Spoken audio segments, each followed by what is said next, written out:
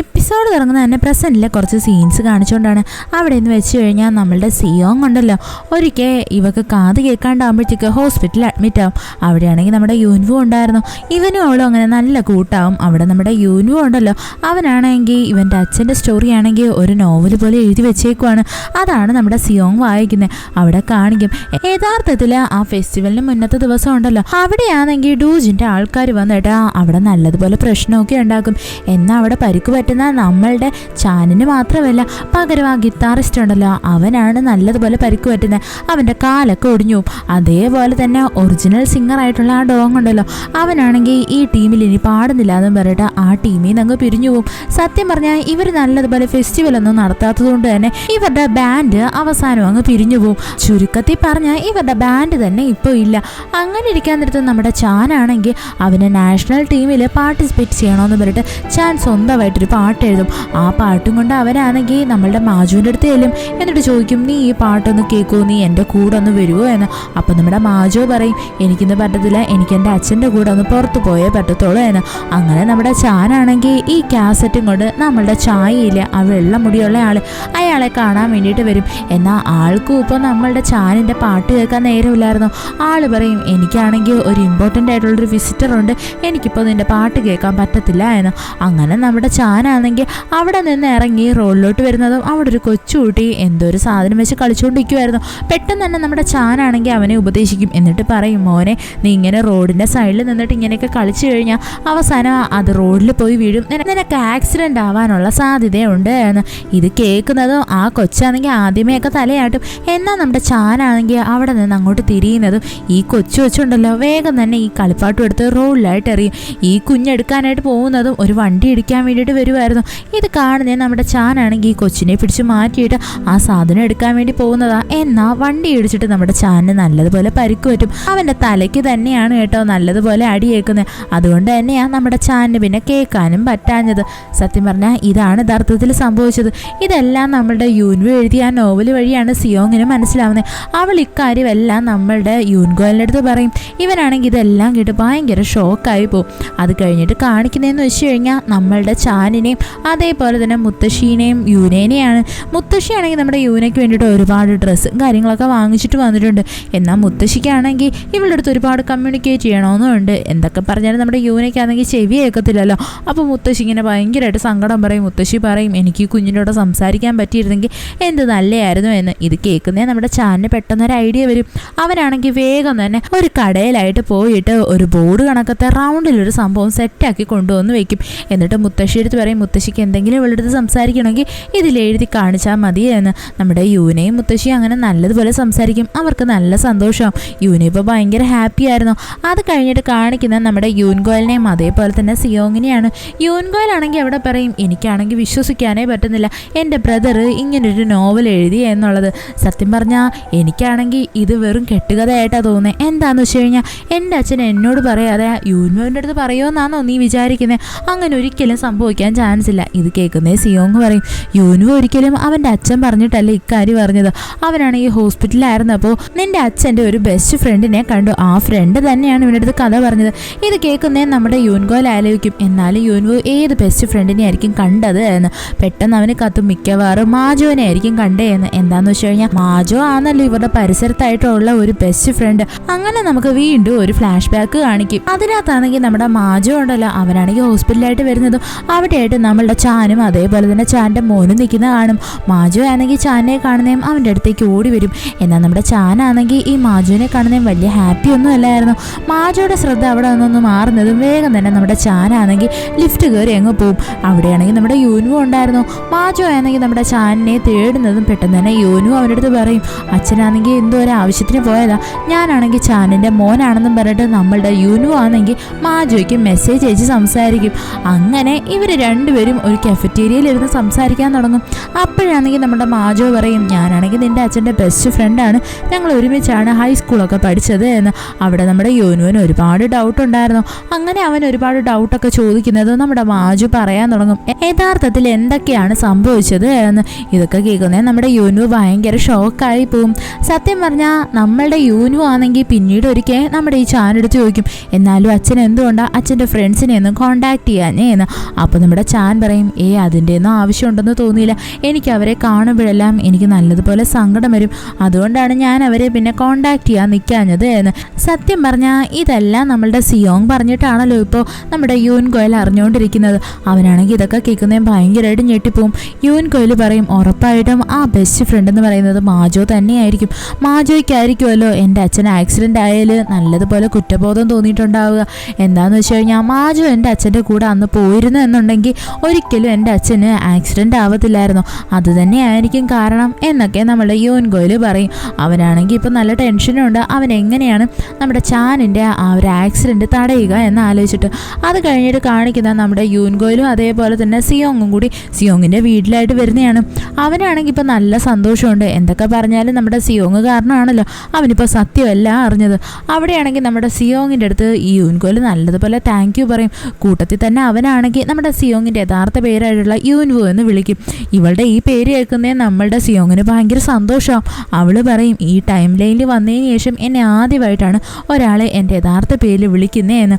അവർ രണ്ടുപേരും പരസ്പരം കെട്ടിപ്പിടിക്കും. നമ്മുടെ യൂൻ ഗോയൽ പറയും ഇത്രയും നാളും നീ എനിക്ക് വേണ്ടി ചെയ്തു തന്ന എല്ലാ ഹെൽപ്പിനും ഒരുപാട് നന്ദിയുണ്ട്, ഇതൊന്നും ഞാൻ ഒരിക്കലും മറക്കത്തില്ല എന്ന്. അത് കഴിഞ്ഞിട്ട് കാണിക്കുന്ന നമ്മുടെ യൂൻ ഗോയലാണെങ്കിൽ നേരെ ചാനിൻ്റെ ആ ഒരു ഗസ്റ്റ് ഹൗസ് ഇല്ലേ അവിടേക്ക് നടന്നു വരുന്നതാണ്. അവനാണെങ്കിൽ നമ്മുടെ ചാനിനെ കണ്ട് സംസാരിക്കാമെന്നൊക്കെ പ്ലാൻ ചെയ്താൽ വരുന്നത്. പെട്ടെന്ന് തന്നെ രണ്ടാൾക്കാർ വന്നിട്ട് നമ്മളുടെ യൂൻ ഗോയലിൻ്റെ അടുത്ത് ID കാർഡ് കാണിക്കും. അതായത് അവർ പോലീസുകാരാണ്, നീ ഞങ്ങളുടെ കൂടെ വന്നേ പറ്റത്തുള്ളൂ, യൂനിനെ തട്ടിക്കൊണ്ടുപോയ കേസിലാണ് നിന്നെ ഞങ്ങൾ അറസ്റ്റ് ചെയ്യുന്നതെന്ന് പറഞ്ഞിട്ട്. ഇത് കേൾക്കുന്നേ നമ്മളുടെ യൂൻ ഗോയൽ ഭയങ്കര ഷോക്കാകും. അവനാണെങ്കിൽ വേറൊന്നും പറയാതെ അവരുടെ കൂടെ അങ്ങ് പോവാനായിട്ട് തുടങ്ങും. ഇവരാണെങ്കിൽ നമ്മുടെ യൂൻ ഗോയലിനെ അറസ്റ്റ് ചെയ്ത് കാറിൽ കൊണ്ടുപോയിക്കൊണ്ടിരിക്കുക.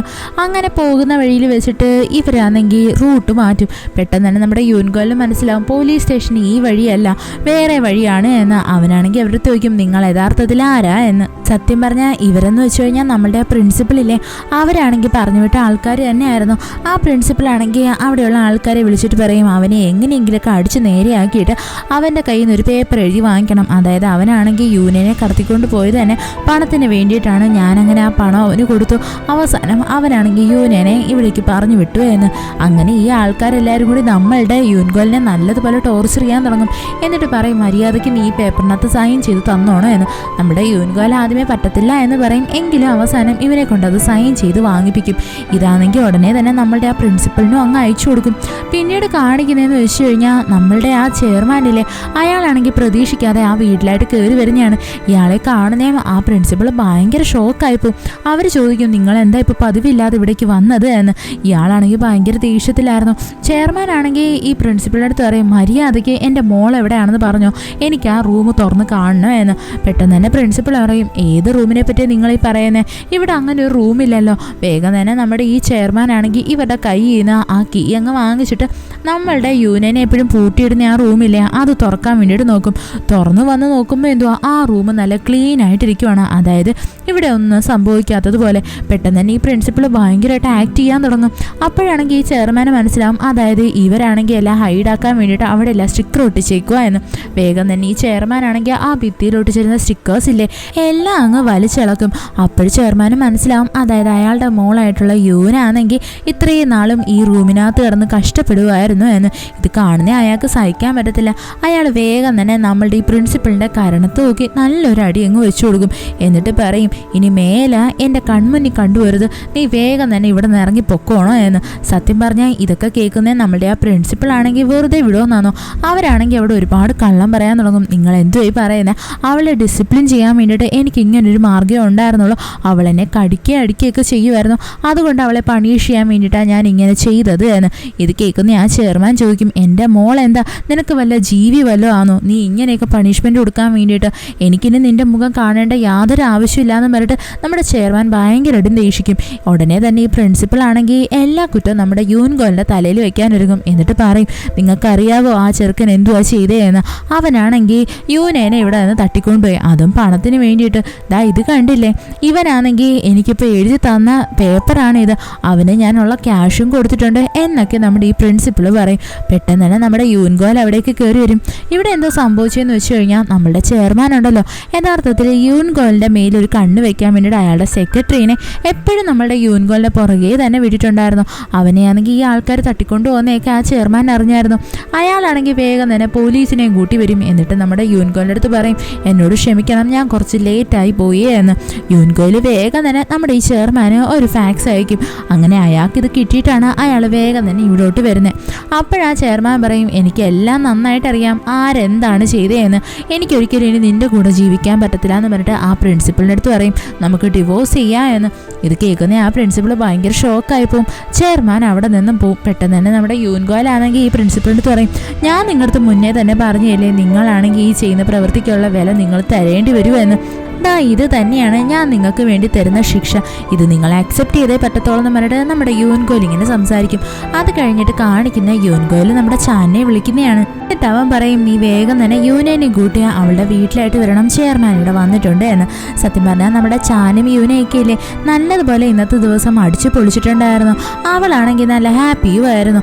അങ്ങനെ അവസാനം നമ്മുടെ ചാനാണെങ്കിൽ യൂനേനെയും കൊണ്ട് അവളുടെ വീട്ടിലായിട്ട് വരും. രണ്ടുപേരും നല്ല ക്ലോസ് ആയിട്ടാണ് നടന്നു വരുന്നത്. യൂനയാണെങ്കിൽ നമ്മുടെ ചാൻ്റെ പുറകിലായിട്ട് ഒളിച്ചിരിക്കും. ഇവർ രണ്ടുപേരും നടന്നു വരുന്നത് കാണുമ്പോഴേ നമ്മുടെ ചെയർമാന് മനസ്സിലാവും, അതായത് ഇവർ രണ്ടുപേരും ഇപ്പോൾ നല്ല ഇഷ്ടത്തില്ല എന്ന്. നമ്മുടെ ചാനാണെങ്കിൽ അവിടെ യൂൻഗോയിൻ്റെ അടുത്ത് പറയും, എനിക്ക് ചെയർമാനോട് ഒന്ന് തനിച്ച് സംസാരിക്കണോ എന്ന്. യൂൻഗോയിൽ ഒന്ന് പേടിച്ചു പോകും.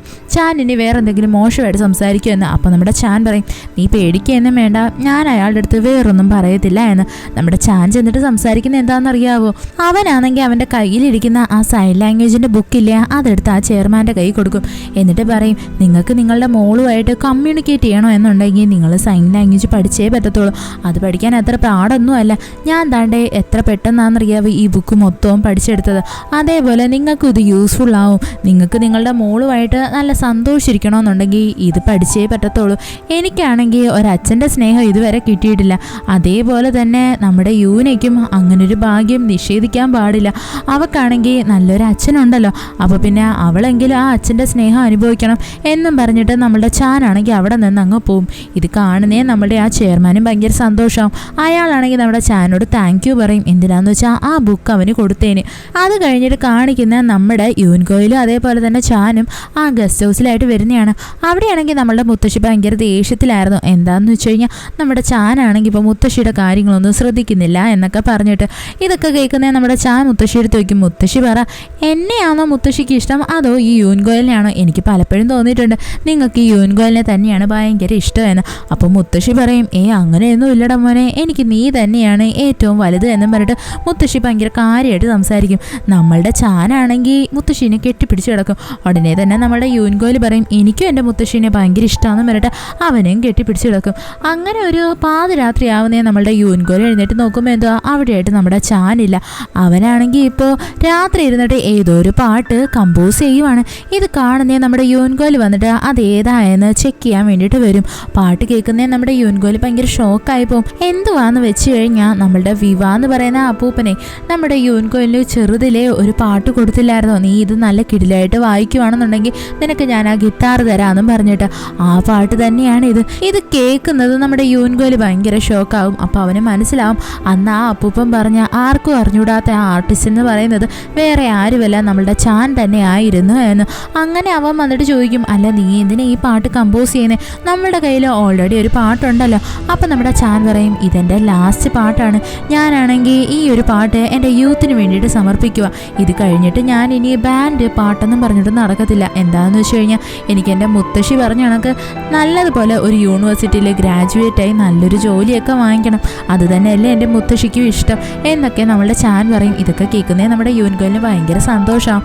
അവൻ പറയും, ഈ പാട്ട് കമ്പോസ് ചെയ്യാൻ വേണ്ടിയിട്ട് ഞാനും നിന്നെ സഹായിക്കാമെന്നും പറഞ്ഞിട്ട് അവനും കൂടി ആ പാട്ടിൻ്റെ കൂട്ടത്തിൽ ഇരിക്കും. കൂട്ടത്തിൽ തന്നെ നമ്മുടെ യൂൻഗോയിലാണെങ്കിൽ ചാനെടുത്ത് പറയും, എനിക്ക് പക്ഷേ 2 കണ്ടീഷനുണ്ട്, നീ അതനുസരിച്ചാൽ മാത്രമേ ഞാൻ നിന്നെ സഹായിക്കത്തുള്ളൂ. ഇത് കേൾക്കുന്നേ നമ്മുടെ ചാൻ പറയും, എന്തുവാടാ നീ ഇങ്ങനെ കാണിക്കുന്നേ? നീ എന്ത് കാര്യം പറഞ്ഞാലും അവസാനം 2 കണ്ടീഷനും കൊണ്ടുവന്നോളും.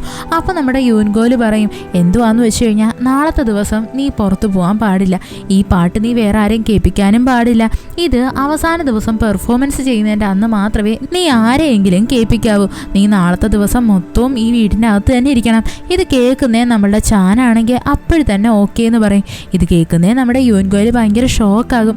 എന്താന്ന് വെച്ച് കഴിഞ്ഞാൽ നമ്മുടെ ചാനാണെങ്കിൽ എല്ലാ തവണ ഇങ്ങനെ എന്തെങ്കിലും പറയുമ്പോൾ അവൻ പറ്റത്തില്ല എന്നൊക്കെയല്ലേ പറയുന്നത്. അപ്പോൾ നമ്മുടെ യൂൻഗോയിൽ ചോദിക്കും, ഇപ്പോൾ എന്താ നീ ഒന്നും എതിർത്ത് പറയാതെ? ഉടനെ നമ്മളുടെ ചാൻ പറയും, നീ എല്ലാ തവണ എൻ്റെ അടുത്ത് ഇങ്ങനെയൊക്കെ പറയുമ്പോഴും എൻ്റെ നല്ലതിന് വേണ്ടിയിട്ടാണെന്ന് എനിക്ക് നന്നായിട്ടറിയാം. ഇപ്പോഴും നീ അങ്ങനെ തന്നെയായിരിക്കും പറഞ്ഞിട്ടുണ്ടാവുക. ഇത് കേൾക്കുന്ന നമ്മുടെ യൂൻഗോലിന് ഭയങ്കര സന്തോഷം. യഥാർത്ഥത്തിലേ നമ്മുടെ സിയോങ് ആണെങ്കിൽ ഓൾറെഡി പറഞ്ഞിട്ടുണ്ടല്ലോ നമ്മുടെ ചാനിനാണെങ്കിൽ ആക്സിഡന്റ് നടക്കുമെന്ന്. ആ ദിവസം എന്ന് പറയുന്നത് നാളെ തന്നെയാണ്. അതുകൊണ്ടാണ് നമ്മുടെ യൂൻഗോൽ ഇപ്പോൾ ചാൻ്റെ അടുത്ത് വന്നിട്ട് നാളത്തെ ദിവസം നീ എങ്ങോട്ടും പോകരുത്, വീടിനകത്ത് തന്നെ ഇരിക്കണമെന്ന് വാണിംഗ് കൊടുത്തേക്കുന്നത്. അത് കഴിഞ്ഞിട്ട് അടുത്ത ദിവസം ആവും. ഇന്നത്തെ ദിവസം തന്നെയാണല്ലോ നമ്മുടെ ചാനിന് ആക്സിഡന്റ് നടക്കുന്നത്. അവിടെ നമ്മളുടെ യൂൻഗോയിലാണെങ്കിൽ അവൻ്റെ ബാൻഡിലുള്ള ബാക്കി എല്ലാ മെമ്പേഴ്സിനെയും നമ്മുടെ ഈ മുത്തശ്ശിയുടെ ഗസ്റ്റ് ഹൗസ് ഇല്ല അവിടെയായിട്ട് വിളിച്ച് വരുത്തിയേക്കുക. എന്താണെന്ന് വെച്ച് കഴിഞ്ഞാൽ എല്ലാവർക്കും കൂടി ഇവിടെ ഇരുന്നിട്ട് പ്രാക്ടീസ് ചെയ്യാൻ വേണ്ടിയിട്ട്. അവിടെയായിട്ട് നമ്മുടെ മാജോയും വരും. നമ്മുടെ യൂൻഗോയിലാണെങ്കിൽ മാജോ എടുത്ത് പറയും, നീയാണ് ചാനിൻ്റെ ഏറ്റവും നല്ല ബെസ്റ്റ് ഫ്രണ്ട്, നീ എല്ലായ്പ്പോഴും ചാൻ്റെ കൂടെ തന്നെ ഉണ്ടാവണം, അവൻ്റെ കൂടെ എപ്പോഴും സപ്പോർട്ടായിട്ട് വേണം എന്ന്. സത്യം പറഞ്ഞാൽ നമ്മുടെ മാജോയ്ക്കാണെങ്കിൽ യൂൻഗോയിൽ എന്തിനാ ഇങ്ങനെയൊക്കെ പറയുന്നതെന്ന് കൂടി മനസ്സിലാവത്തില്ല. അവനാണെങ്കിൽ ചോദിക്കും, നിനക്ക് എന്തോ പറ്റി, നിനക്ക് വയ്യേ എന്ന്. അതേപോലെ തന്നെ നമ്മളുടെ സിയോങ്ങിനെ കാണിക്കും.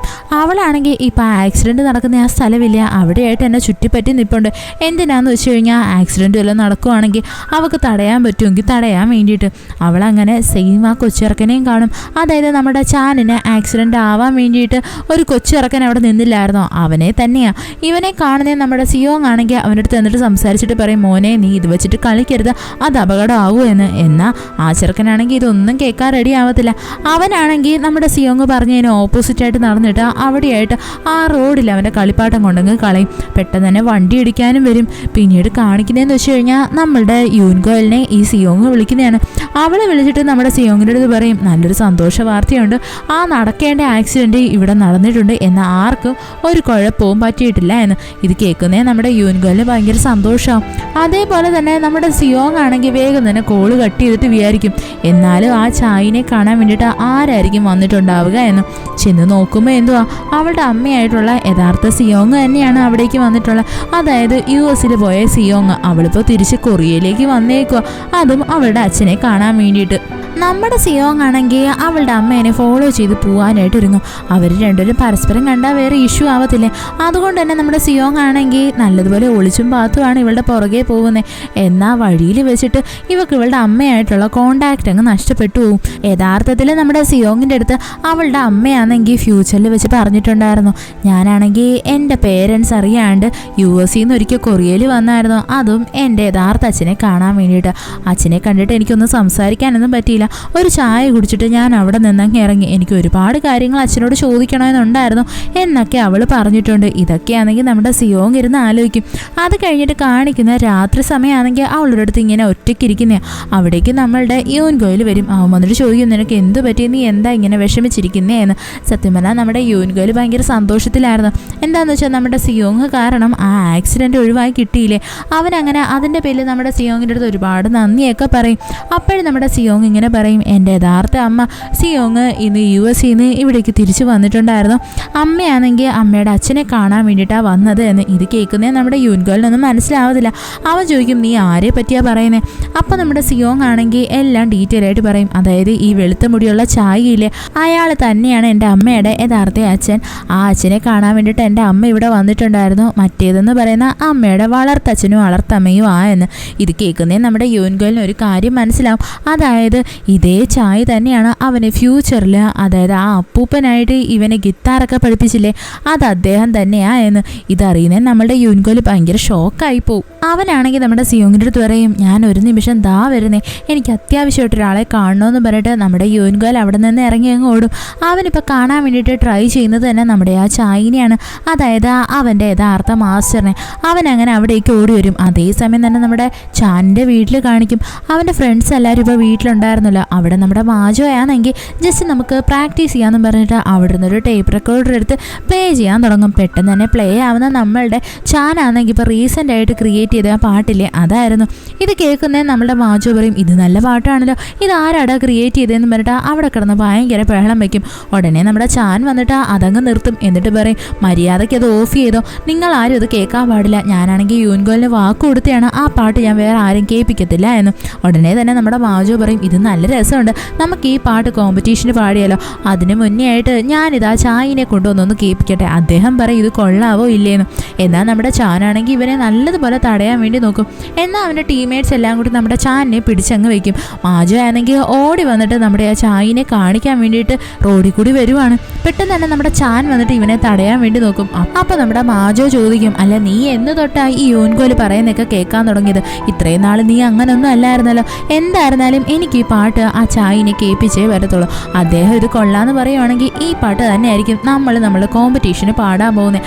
അങ്ങനെ ഇവർ സംസാരിച്ചുകൊണ്ടിരിക്കുന്നത് പെട്ടെന്ന് തന്നെ നമ്മുടെ മാജോയ്ക്ക് അവൻ്റെ അച്ഛൻ്റെ അടുത്തുനിന്ന് കോൾ വരും. അതായത് അവനാണെങ്കിൽ അർജുനായിട്ട് പുറത്തു ചെല്ലണമെന്നും പറഞ്ഞിട്ട്. അങ്ങനെ നമ്മുടെ മാജോ ആണെങ്കിൽ ചാൻ്റെ കയ്യിൽ ആ കാസറ്റും കൊടുത്തിട്ട് അവിടെ നിന്ന് അങ്ങ് പോവും.